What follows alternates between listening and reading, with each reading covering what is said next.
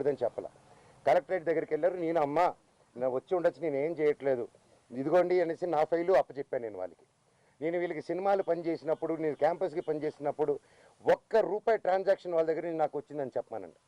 ఈ రోజు వరకు ఈ మనోజు ₹1 తీసుకోలేదు నా కుటుంబం నుంచి, ₹1 తీసుకోలేదు ఏ సినిమాకి.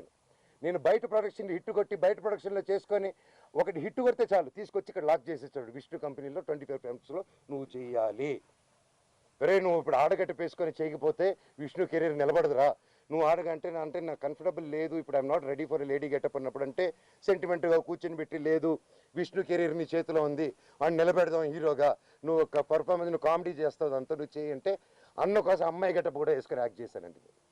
ప్రతిదీ చేశాను. వాళ్ళకి స్టంట్స్ డైరెక్ట్ చేశాను, సాంగ్స్ కంపోజ్ చేసి పెట్టాను, ప్రతి గొడ్డు చాకరీ చేసి పెట్టాను వాళ్ళకి. గ్రాఫిక్స్ నేను గ్రాఫిక్స్ చదువుకుంటే అతను గ్రాఫిక్స్ కంపెనీ పెట్టుకున్నాడు.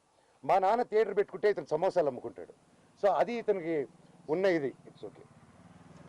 సో మొన్న ఇప్పుడు coming to the point, high court order ఇచ్చిందండి, మేము ఉండొచ్చు వాళ్ళు ఉండొచ్చు, వీక్లీ వన్స్ పోలీసు రావాలని. వీళ్ళు ఏం చేశారు, లోవర్ కోర్టుకి అండ్ మాకు